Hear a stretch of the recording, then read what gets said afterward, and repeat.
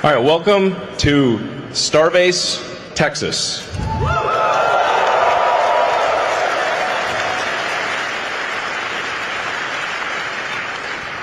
This is a city, it's actually legally a city, that thanks to the hard work of the SpaceX team, we built out of nothing, and is now a gigantic rocket manufacturing system. So, and for people out there who are curious to see it, we're actually on a public highway, so you can come and visit and drive down the road and see the epic hardware. So I think this is the first time that a rocket development program has actually been on a public highway. So you can come and see the epic stuff. We're honored today to have the Secretary of War, Pete Hegseth, and much of the senior leadership of the Pentagon here. It's an honor to have them visit. We just did a tour of the factory, and I think it really helps illustrate how manufacturing and manufacturing at scale is critical to the strength of America. So, and I'll tell you a little bit just about the purpose of SpaceX. It's like we want to make Star Trek real. Okay? We want to make Starfleet Academy real, so that it's not always science fiction, but one day the science fiction turns to science fact. And we have spaceships going through space, big spaceships, with people going to other planets, going to the moon, and ultimately going beyond our star system to other star systems, where we may meet aliens or discover long-dead alien civilizations. I don't know, but we want to go, and we want to see what's happening, and we want to have epic, futuristic spaceships with lots of people in them, traveling to places we've never been to before. Yeah, that's that's the goal.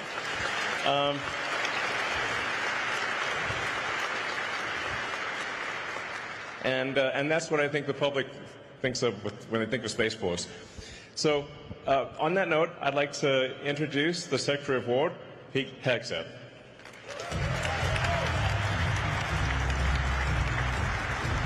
Thank you, Elon. Appreciate it. Thank you very much. How about this? Star Trek real. Star Trek real. Yes.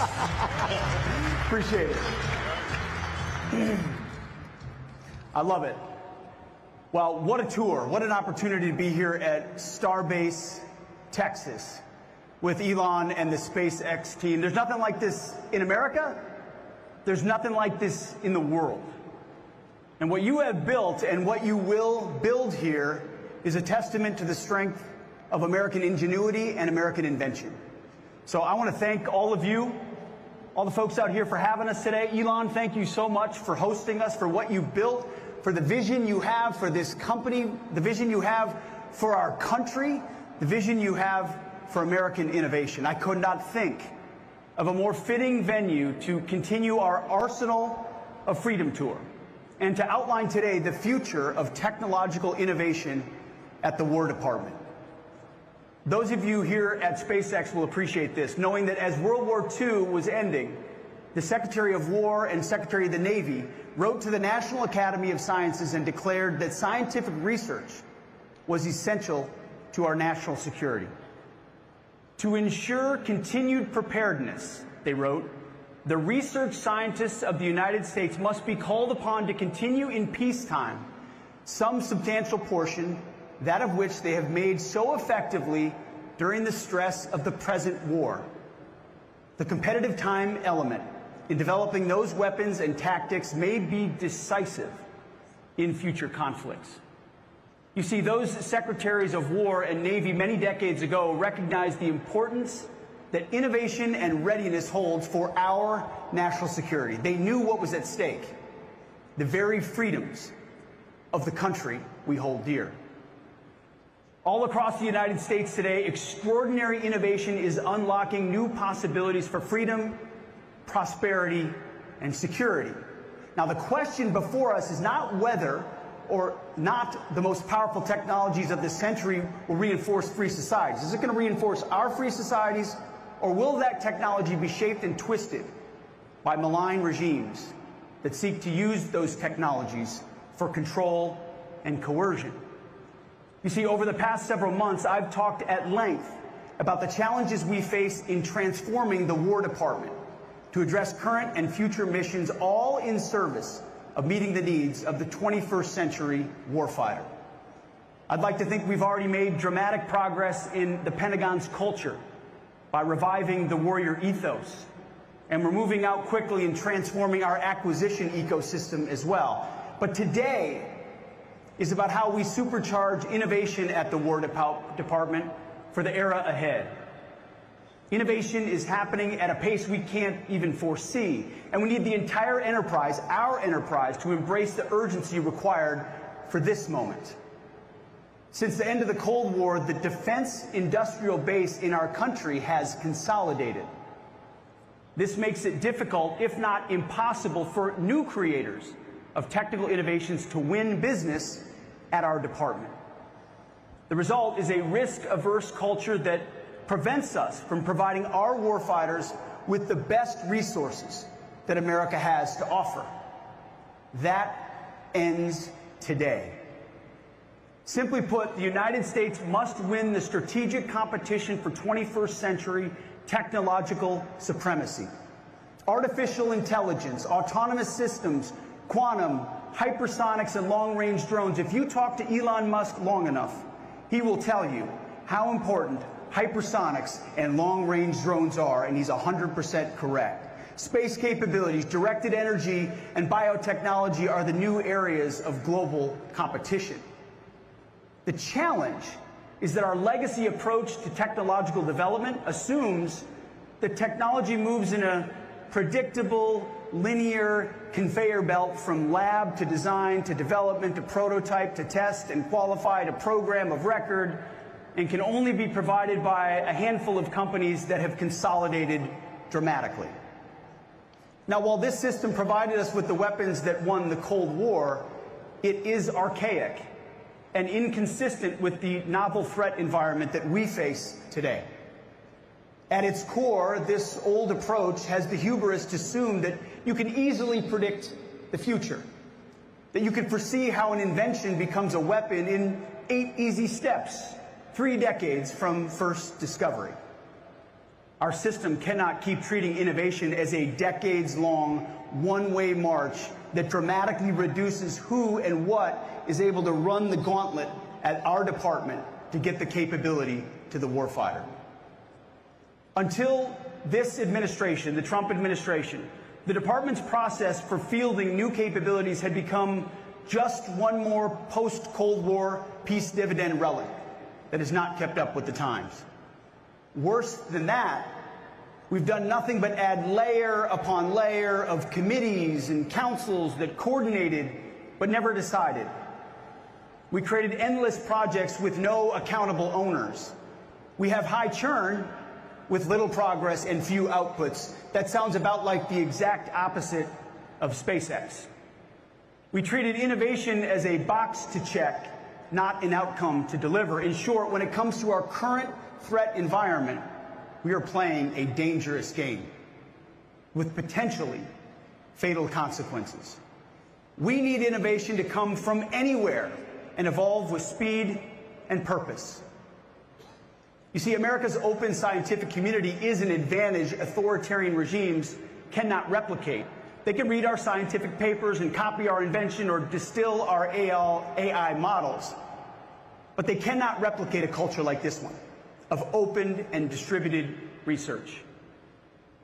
We need to be blunt here. We can no longer afford to wait a decade for our legacy prime contractors to deliver the next perfect system, only to find that it's delivered years behind schedule and cost 10 times what it should. Winning requires a new playbook. Elon wrote it with his algorithm. Question every requirement, delete the dumb ones, and accelerate like hell. That's why I want to make clear across the War Department and for our partners in the private sector that our Undersecretary of War for Research and Engineering, Emil Michael, right here in the front row, is the War Department's single Chief Technology Officer, one CTO for the entire enterprise. Novel concept. As the sole CTO, Emil will set the technical direction, lead the innovation ecosystem that will welcome progress from anywhere it resides. And he'll tell me, face to face, every day, and frankly, whether we are gaining or losing the technology and innovation competition. He'll have the decision authority and will lead through rigorous evaluation with a focus on real, measurable outcomes. Now, Congress, and we have many members of Congress with us here today, will be our partner in this. By affirming the Undersecretary's role as the department's CTO, we're carrying out the core mission for R&E that Congress assigned in statute. The last defense bill expanded the CTO's authorities, including the power to direct military departments and other components to align around clear, innovative outcomes. We will use them to deliver those outcomes with speed and urgency.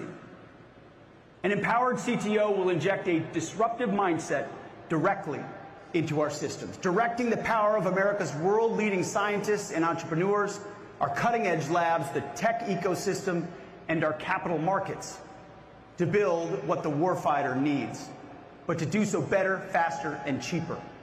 And Emil is the right man to do it. You see, this isn't about military structure. This is about building an innovation pipeline that cuts through the overgrown bureaucratic underbrush and clears away the debris, Elon style, preferably with a chainsaw, and to do so at speed and urgency that meets the moment. As I've said repeatedly to every audience, the President of the United States and I have the backs of our warfighters, who have to make split-second life and death decisions on the battlefield. Now, I want this audience to know that we also have the backs of innovators who share that very same urgency.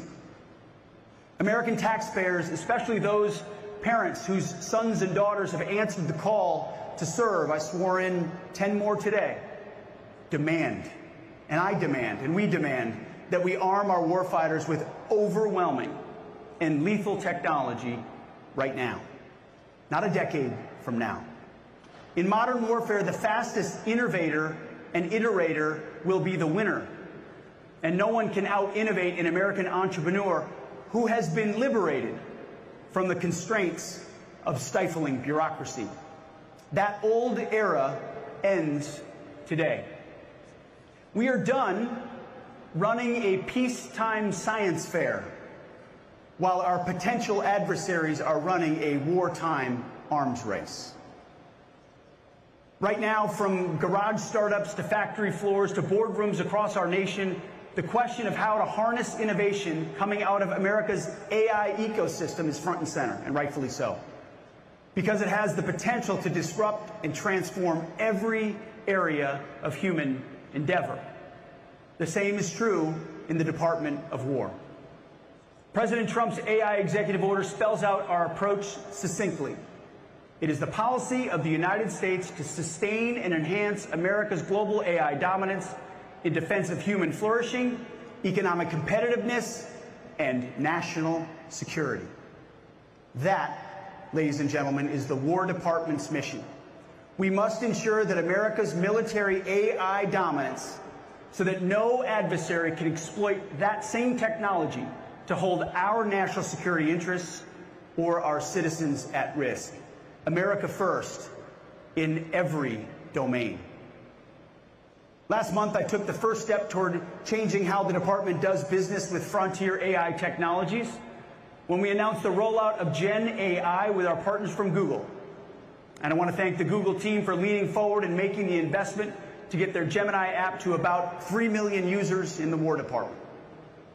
But today, we're excited to announce the next frontier AI model company to join GenAI.mil, and that is Grok from xAI, which will go live later this month. So I want to thank you, Elon, and your incredible team for leaning forward with us on this as well. Very soon, we will have the world's leading AI models on every unclassified and classified network throughout our department. Long overdue.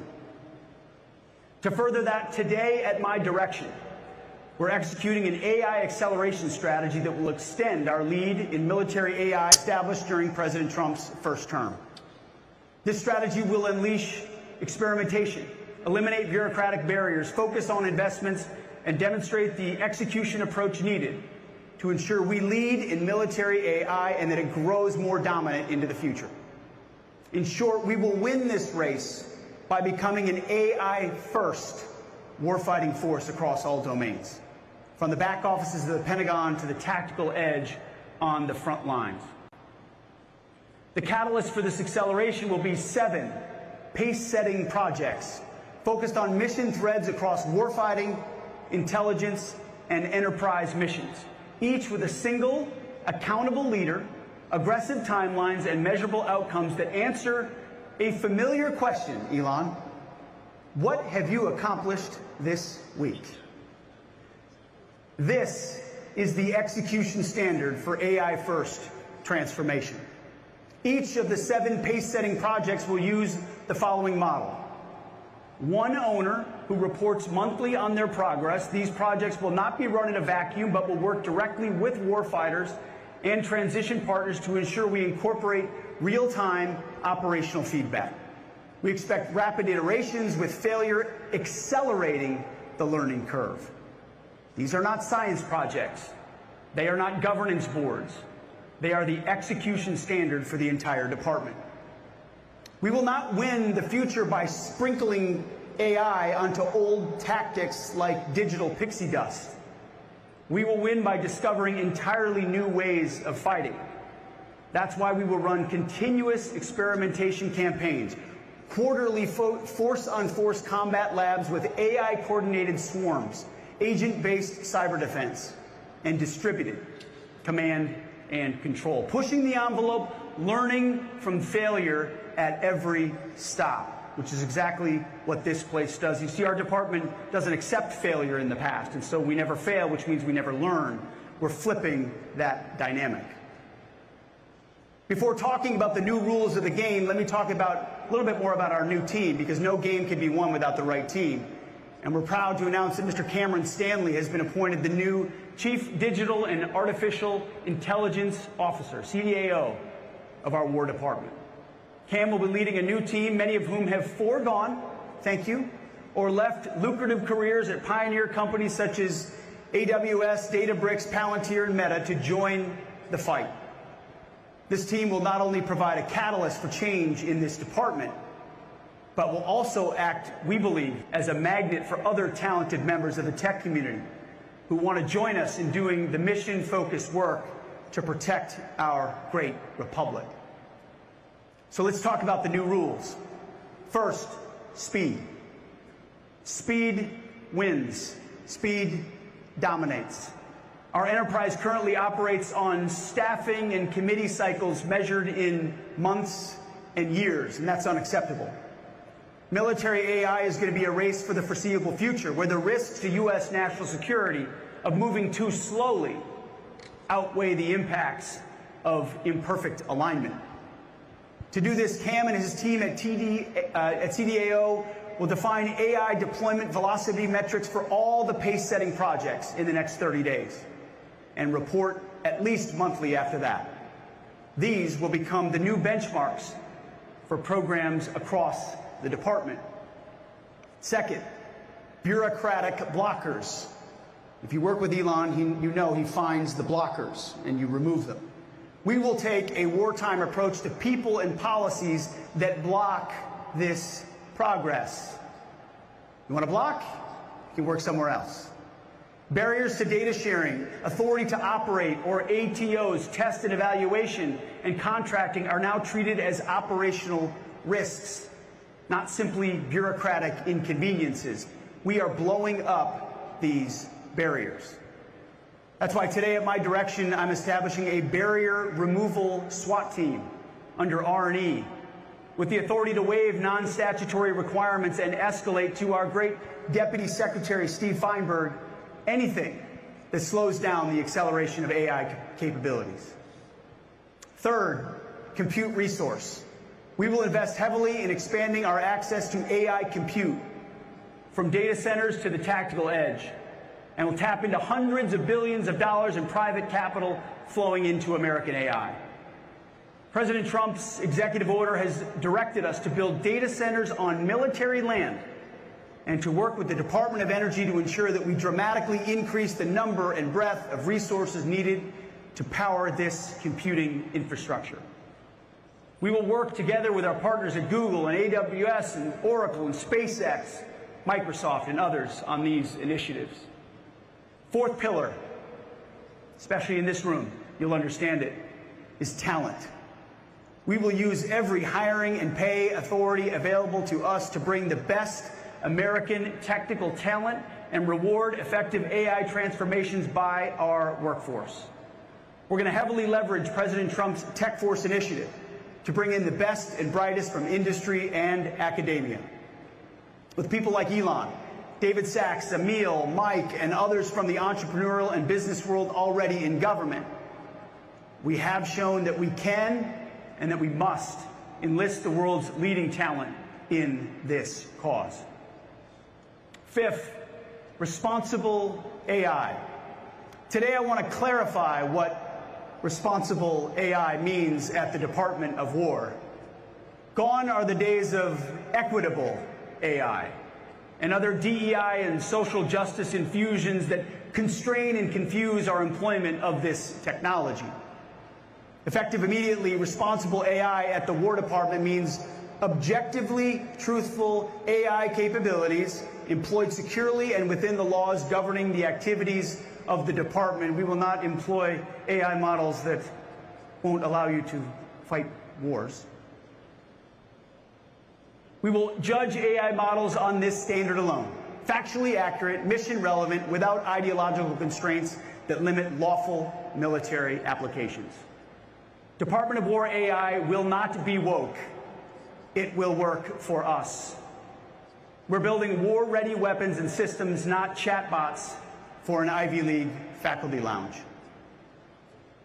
Sixth, and finally, data. AI is only as good as the data that feeds it. And the U.S. military has an asymmetric data advantage from 2 decades of military and intelligence operations that no other military in the world can replicate. But right now, we are underutilizing this advantage. Too much of our data is stranded.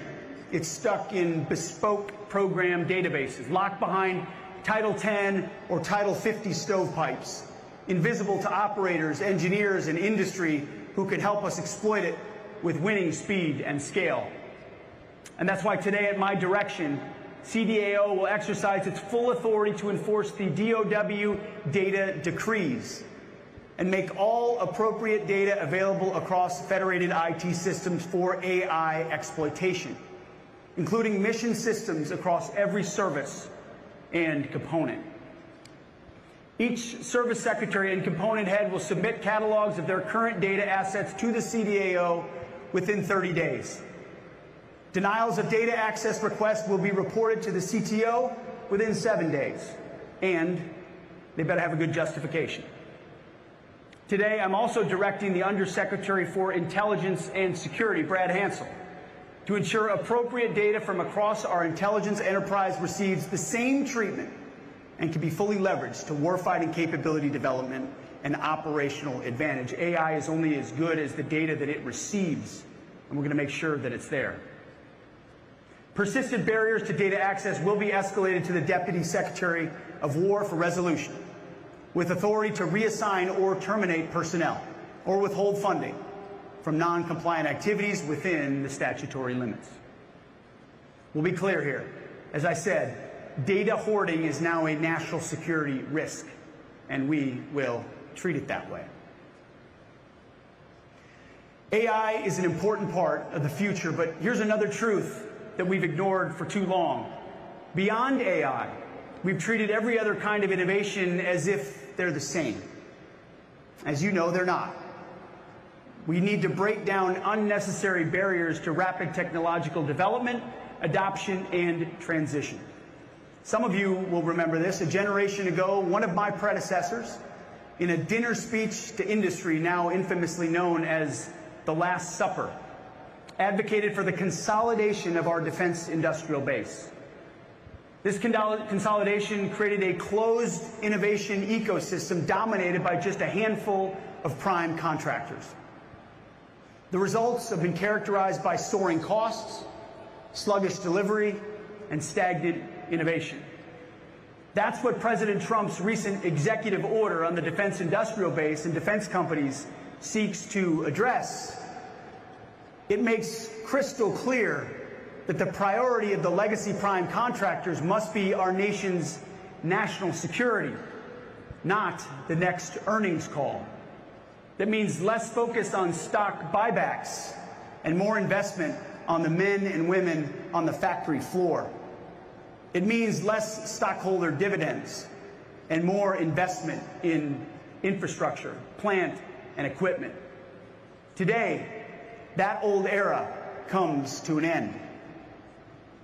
The Department of War is reopening to the disruptive energy and agile creativity of our nation's tech startups, funded by our world's leading capital markets.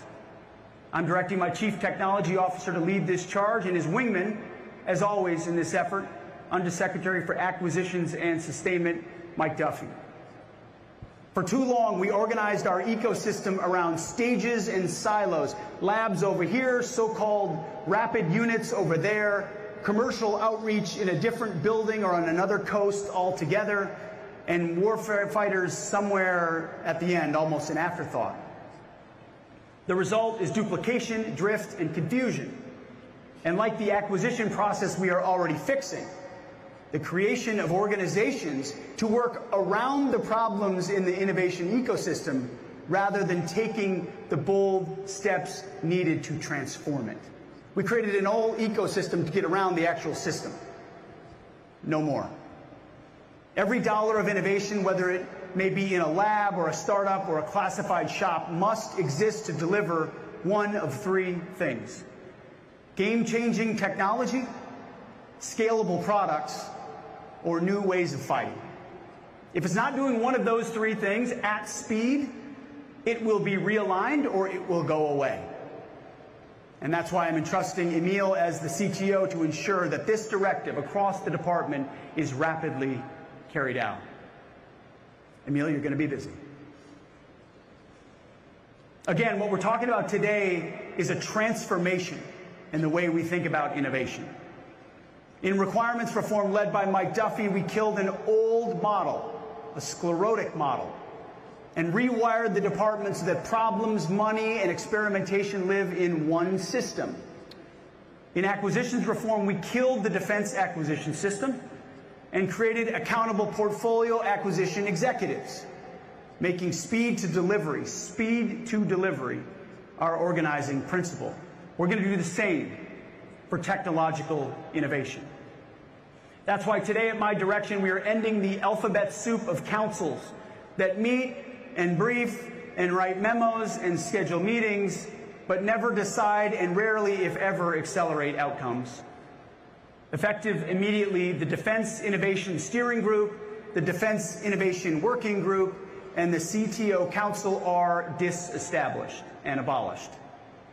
In their place, the CTO will convene a CTO action group to assist him in making decisions, clearing bureaucratic blockers, holding leaders accountable, and most importantly, quickly delivering new technologies to our warfighters. Every organization in this ecosystem must earn its place by delivering warfighting advantages faster than our adversaries can adapt. No sacred cows, no exceptions. To back up the CTO, today at my direction, we are realigning two pillars of the War Department's innovation ecosystem. First, the Defense Innovation Unit, or DIU. Since its establishment 10 years ago, DIU has lived through shifting reporting structures and uneven administrative support, doing great things, but at times its portfolio overlapped with other parts of the department.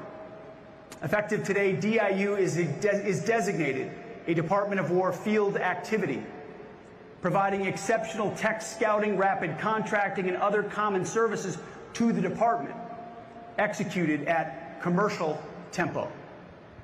The CTO will provide support to DIU for administrative and resource matters and ensure that the unit's efforts fit into the department's innovation priorities.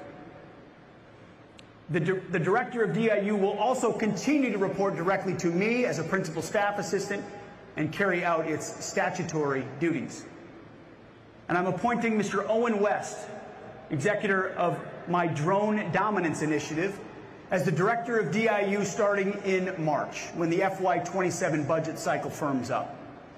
As a Marine with lots of combat experience, Owen will bring a warfighter's mentality to DIU's core mission of transitioning technology to our troops.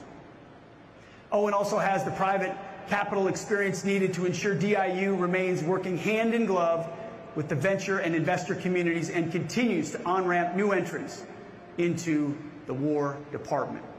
Owen led DOGE at DOW, the most effective DOGE effort across the administration, saving tens of billions of dollars for our department, and now he will lead DIU. Our world-leading defense tech startups have attracted billions of dollars in capital. They're reshaping warfare through the proliferation of high-tech, low-cost technologies. DIU's mission is to accelerate the adoption of this commercial technology to help convert entrepreneurial products into tangible combat power. Second, the Strategic Capabilities Office, or SCO, is also being designated a Department of War field activity aligned under the CTO. SCO will maintain focus on its core mission of identifying and prototyping disruptive applications of new systems, the unconventional uses of existing systems, and near-term technologies to create strategic effects. SCO will continue to maintain its statutory direct reporting relationship to the Deputy Secretary, but will be operationally realigned under the CTO to eliminate duplication and ensure the relentless daily focus on delivering near and medium-term capabilities to our warfighters. Relentless urgency and focus is our focus. Today's defense innovation ecosystem is too fragmented, resulted in insufficient technology transition to the warfighter. We address some of this in the transformation we are making in the acquisitions ecosystem, but it also needs to enter the innovation ecosystem. For too long, and I know a lot of you have experienced this, and others we met with in Los Angeles recently, the experience of founders and entrepreneurs has been running endless laps around the Pentagon, looking for the right office, the right program, and the right motivated sponsor. And too often, new entrants are ultimately stymied by the bureaucracy. We hear it time and time again. They don't know where to go, and then when they go to that place, it's not the right place to go. Then they go somewhere else that didn't want them in the first place, and the lap continues. For example, SpaceX and Palantir had to sue the Department of War just to get a shot at competing for department contracts. The bottom line is that new entrants need both a shot on goal, but also faster yeses and faster nos from the department, rather than being strung along with a never-ending stream of rudderless maybes. At the Secretary of War level, we will replace the existing maze into two clear channels. The Mission Engineering and Integration Activity, MIA, will tell industry what problems we're trying to solve, and DIU will help program offices adopt what industry has already built. This will help get to faster yeses or faster nos. Clear guidance, clear guide rails, clear demand signal, which is what industry and capital expects. Now, this isn't just an Office of the Secretary reform. The services need to transform their innovation ecosystems as well: the Army, the Navy, the Space Force, the Marine Corps, and the Air Force. That's why today, at my direction, our military services will take the following actions. Within 90 days, the secretaries of the military departments will brief the CTO on service innovation plans, how they will consolidate, streamline, and refocus their labs, research expertise, experimental units, and rapid capability offices around 3 innovation outcomes: Our 60-plus labs are a national asset. But it's past time they were organized to deliver and not just to discover.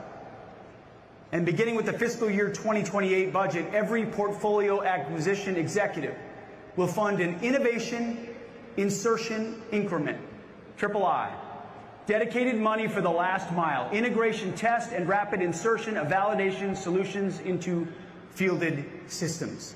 Innovation cannot be centralized, and it should not be.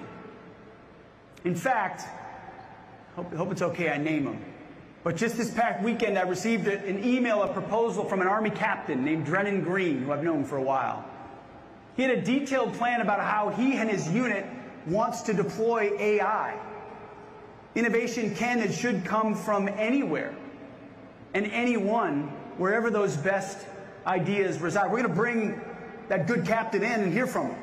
How can we apply those tools in his unit and other units, bottom up, not just top down? The military services and program offices own the last mile. And to that end, I'm directing the services to establish that III, innovation insertion increment, within the budgets of all program portfolios. This will ensure that they have funds set aside to quickly integrate innovations during weapons system development. This will be a tool to free new, innovative, cutting-edge weapons and improvements from the constraints of yearly budget cycles. Here you iterate in terms of hours and days, maybe weeks. In Washington, we talk in terms of months, years, and oftentimes multi-years. It's too slow. The CTO ecosystem will give them the supply. Services are contributors to this ecosystem, not bystanders. They must deliver outcomes, and they must deliver overmatch. And speaking of budgets and budget cycles, you may have seen President Trump's truth post of a few days ago. He's proposing a $1.5 trillion budget for the War Department in fiscal year 27. This is by far the most ever in our history, a historic and generational investment in American security. We will not squander this once-in-a-lifetime opportunity to rebuild our military. Think of what this means as our efforts to transform the department come fully online. You add resources and you streamline process, speed to deliver those capabilities to the warfighter, an invitation to new entrants into the defense industry, which we need so badly, and an embrace of AI and other cutting-edge defense tech. All of this will make our forces more agile, more lethal, and more ready to deter and, if necessary, win a future fight. This is what President Trump demands, and this is what we will deliver. This feeds into a next area we need to fix. You see, reorganizing and a new attitude are not enough to truly unlock innovation for the warfighter. Our department needs to capitalize on a key advantage America has over her adversaries: the broadest and deepest capital markets and the best entrepreneurial talent in the world. You know this, capital is the lifeblood of American innovation. And therefore, to be successful, we need to embrace the role in our department of private capital, which we have not done for far too long. We need to be a better partner for private capital, so we can help accelerate capital formation in key areas and lower the risk for the department. Private capital is already helping to solve a major problem that President Trump has directed us to confront and solve across this administration: ending our reliance on competitors for access to rare earth and critical minerals. The Office of Strategic Capital, or OSC, under the leadership of David Lorch, is spearheading those efforts and delivering as we speak. In the past 5 months alone, the OSC team has deployed over $4.5 billion in capital commitments as part of closing 6 critical mineral deals, all of which will help free the United States from market manipulation. Crucially, OSC's strategy relies on crowding in private sector investors, from this VC community to our country's largest financial institutions. The 6 OSC deals to date include nearly $5 billion from our private capital partners. OSC has closed most of those deals in less than 30 days, which is Trump time for complex transactions. That may seem maybe slow for SpaceX. In Washington, that's as fast as it gets. I mean, that is warp speed in Washington. All of our investments serve one purpose: deliver faster for the warfighter. Now, some will want to cynically posit, is this just another innovation reorganization? Another set of strategies that brief well but don't actualize? No. This is the third leg of a single war plan. In fundamentally transforming our acquisition ecosystem, we killed JSIDs that focused only on process and turned the JROC into a body that ranks real-world joint operational problems, not paper requirements. We created the MIA to run experimentation campaigns to solve these problems. We killed the old defense acquisition system and created the warfighting acquisition system to focus on speed, risk, and accountability. With the AI strategy and innovation ecosystem transformation that we have just outlined, we are welding that third piece into place. The CTO, DIU, SCO, DARPA, CDAO, and OSC are no longer a loose federation. They are the Office of the Secretary of War's Innovation Operating System. DARPA delivers game-changing technology innovation and strategic surprise. DIU delivers scalable products. SCO delivers new ways of fighting. And CDAO and OSC provide the data, test, and capital to move at wartime speed. As of today, they are an ecosystem, an arsenal of ideas and action for the arsenal of freedom, wired directly into requirements, portfolios, and production. Game-changing technology, scalable products, new ways of fighting, all three moving at wartime speed. Problems drive